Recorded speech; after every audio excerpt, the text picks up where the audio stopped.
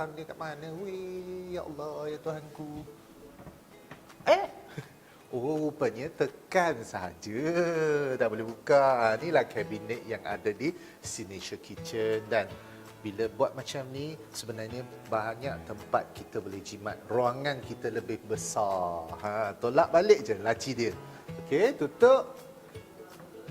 Tak ada pembengkang. Dan juga selamat untuk kanak-kanak kecil yang suka berlari-lari dalam rumah. Jadi, nak kabinet dapur macam ni, datanglah Signature Kitchen, setia alam. Assalamualaikum warahmatullahi wabarakatuh. Apa khabar semua? Masih bersama saya Syafiq Liao dalam Liao Kitchen.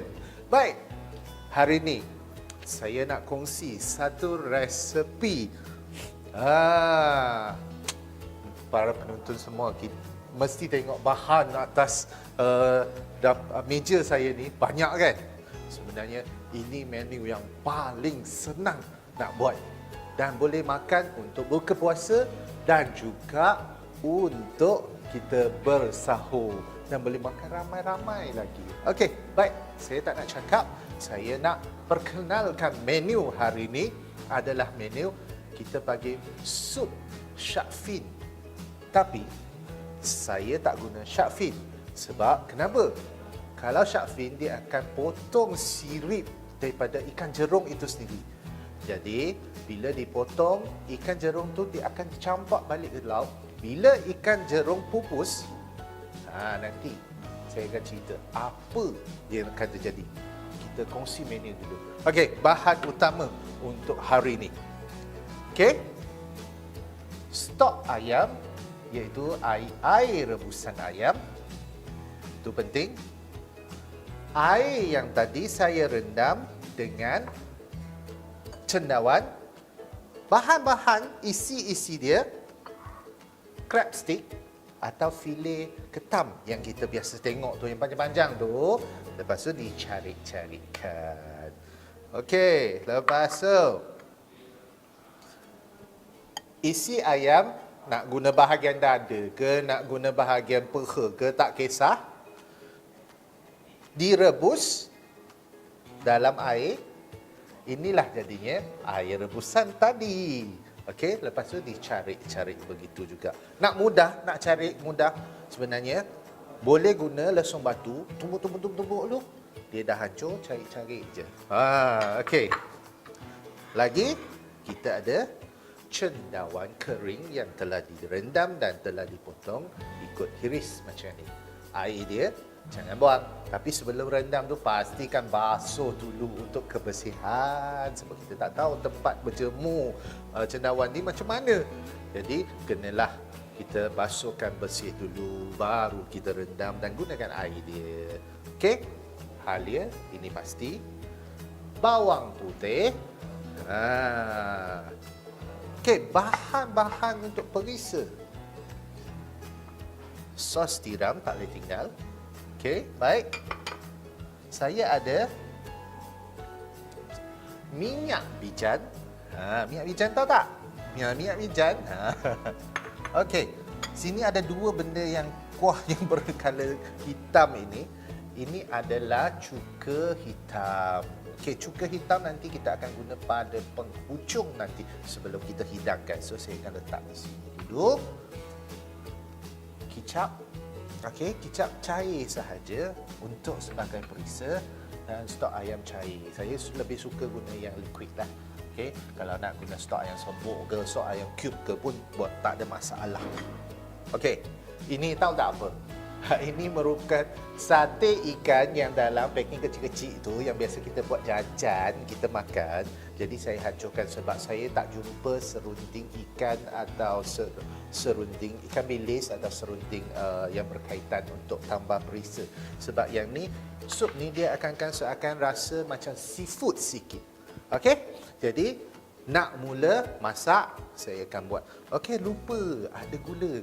Gula dengan garam kena tune untuk rasa. Sebab saya kurang sikit nak guna sebut perisa tu yang seakan-akan macam garam tu. Lah biasalah Ajinomoto tu. Tapi saya tak guna sebab benda-benda ni semua dah ada sebenarnya perisa dia. Jadi untuk lebih sihat saya kurangkan. Okey, saya dah panaskan kuali. Okey, boleh. Masukkan minyak sedikit dalam 2 sudu. 2 sudu. Pastikan minyak tu cukup panas ya. Okey. So saya akan masukkan bawang putih. Dah bunyi dah. Kadang-kadang minyak kita tak cukup panas bila kita masukkan bawang putih kita ke apa bahan-bahan yang kita nak tumis tu. Ya Allah, kenapa tak berbunyi kuali? Okey. Sampai dia wangi. Okey, sambil-sambil lah saya sambung balik. Kenapa? Sebab jerung ni dia berkaitan dengan ekosistem. Selepas sirip dia dipotong dan orang yang ambil sirip jerung ni, dia campak balik jerung tu. Macam mana dia nak hidup dengan kehilangan sirip, kan? Kita kadang-kadang kalau salah satu anggota kita hilang pun kita rasa susah. Apatah lagi jerung yang nak hidup dalam lautan. Okey, antara kebaikan jerung ni, dia satu, najis jerung ni melupakan baja semula jadi untuk terumbu karang. Sekiranya mereka dah tak ada, pupus, macam mana terumbu batu karang dalam dasar laut tu nak hidup? Maka kita tak ada peluang juga nak tengok batu karang yang dalam laut tu yang cantik-cantik itu. Okey, tumis juga. Tadi halia saya masukkan sampai wangi. Okey, nampak tak dia dah kekuningan. Api jangan kuat sangat. Kita tak nak hangitkan kita punya bawang ni. Okey, seterusnya saya akan masukkan kita punya cendawan.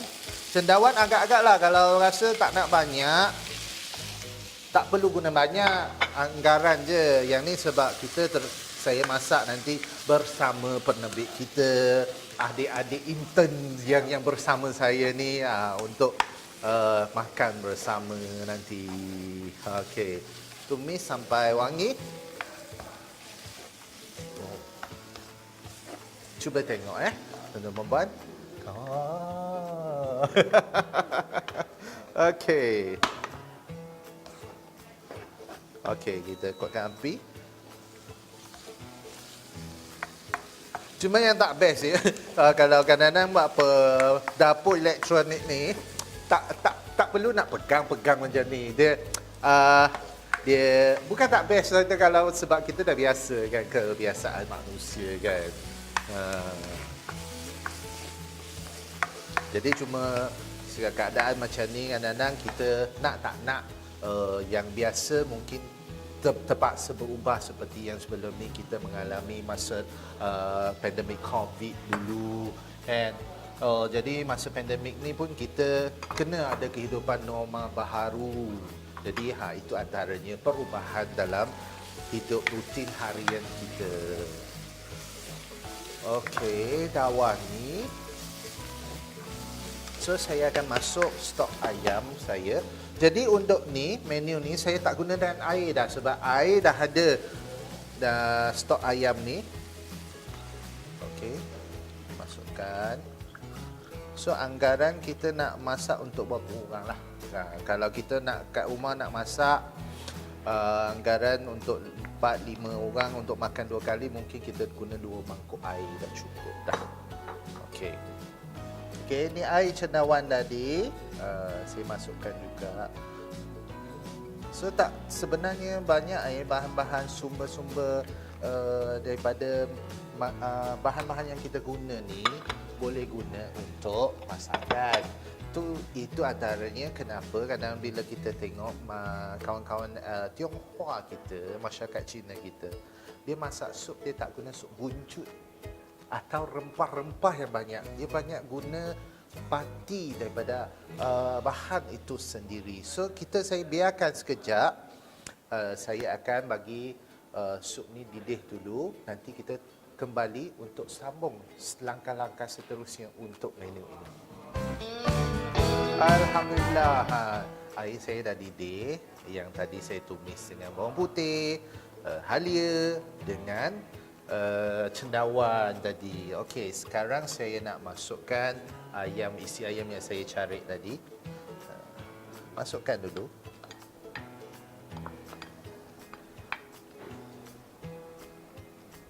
Sup ni sebenarnya dia juga tinggi protein lah, tinggi sebab ada ayam. Dan juga cendawan ni pun banyak khasiat dia untuk kesihatan. Dia ada satu lagi, ada antioksida yang sangat bagus. Okey, kita letak crab stick ni untuk saya dapatkan freshness atau kesegaran lautan itu sendiri, seafood. Kalau rasa tak nak guna crab stick, kalau nak bajet lebih lah, beli seekor atau 2 ekor ketam, rebuskan, keluarkan isi dia, carik-carikkan, letak, boleh juga. Tapi yang tu kos tinggi sikit lah. Kalau untuk kawan-kawan yang bujang di rumah, nak masak untuk berbuka puasa bersama kawan-kawan, nak jimat, boleh guna crab stick lebih jimat. Okey, saya kena biar dulu untuk renehkan dia supaya rasa ayam tu boleh keluar balik dalam isi tu untuk diserap, dimasuk dalam sup saya. Penutup. Okey. So crab stick ni saya pun biar dulu. So saya tutup untuk 15 minit. So nanti saya akan sambung balik untuk perisa-perisanya.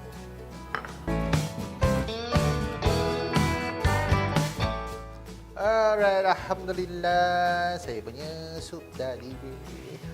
Nampak tak? Wah, Masya Allah, Subhanallah. Ya Allah, saya tengok pun lapar. Ini antaranya bila kita berpuasa, masuk dalam dapur, salah satu ujian yang paling besar bagi saya ialah ini. Okey, saya akan bubuh sedikit garam. Lebih kurang macam inilah. 1 sudu teh. Lebih sikit. Okey, gula dalam 1 sudu. Okey. Ini sos tiram saya akan bubuh habis. So dalam 1 sendok lah. Okey. Jangan bazir. Biasa kalau kita kat rumah kan, kita akan tuang guna botol, tuang kat sendok. Okey, right? Stok ayam cair. So, saya dah letak agak-agak dulu. Tak payah banyak. Sebab ini dah masin sebenarnya. Okey.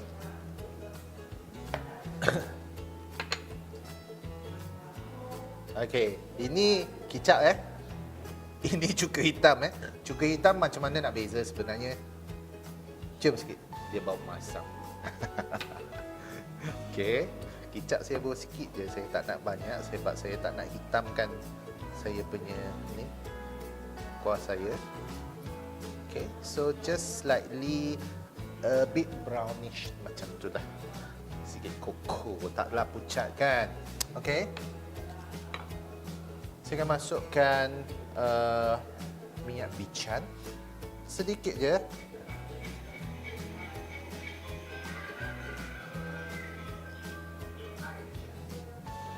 Okay. Ada campang panggil. Tak apa, kita biarkan dulu. Kita nak masak kan. Okey. Dah masuk minyak bijan.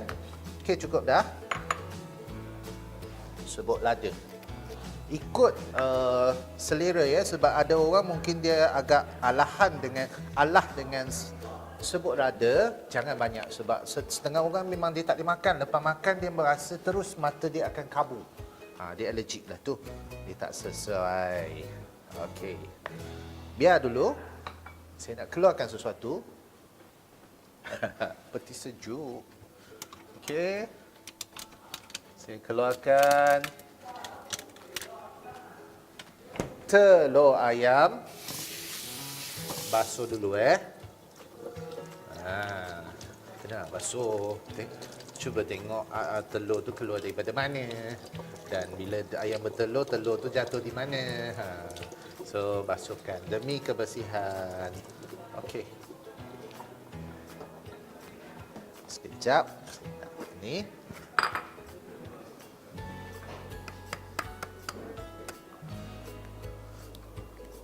Okey, telur ni sebenarnya saya nak telur putih sahaja. Okey, so asingkan macam tu. Kalau siapa ada kemahiran untuk mengasingkan masa mula-mula tu, boleh juga guna. Ni jangan buang sebenarnya telur ni. Telur kuning dia boleh guna nanti. Okey. Asingkan. Alright.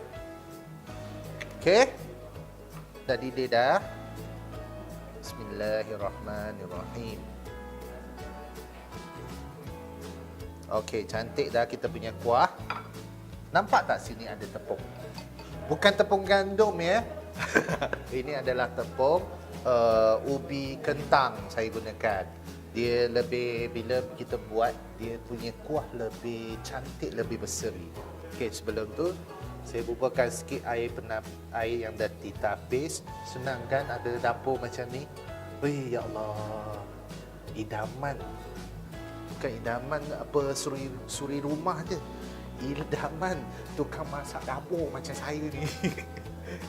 Wih, kalau ahli home kitchen ada dapur macam ni, saya rasa hari-hari lah suruh isteri saya, sayang, cutilah abang yang masak. Tapi tak boleh, kadang-kadang kita kerja kan. Jadi ada urusan. Okey, dah kacau. Kita bubur sikit-sikit So, jangan laju sangat. Sebelum tu perlahankan api. Masukkan. Sebab kita tak nak dia terlampau pekat. Agak-agak je. Okey. Okey. Lagi sikit.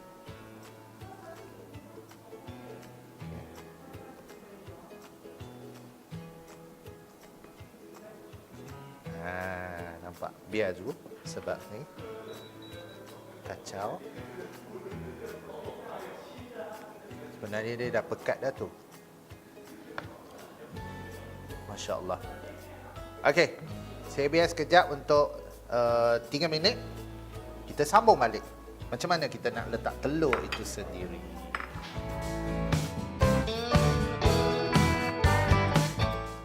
Okey, baik. Kita punya ni dia dah siap dah.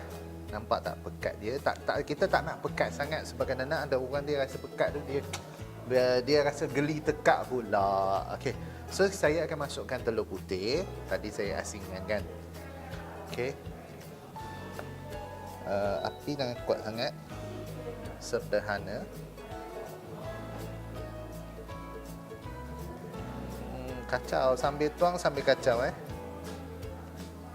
Okey.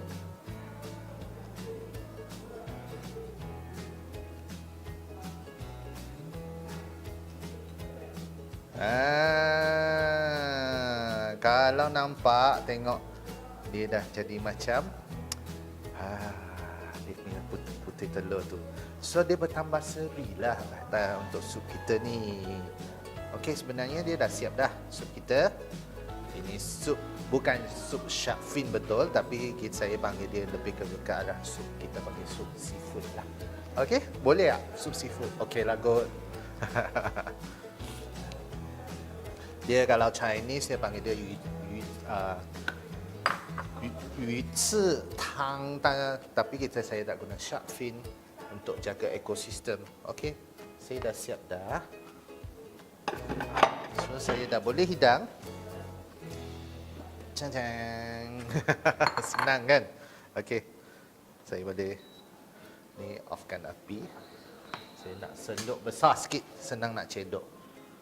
Dan ni dah letak tepi. Okey. Masya-Allah. Nampak tak? Itu antaranya kegagalan sedikit. Telur putih dia masih berketul. Tak cukup. Kacau tak cukup.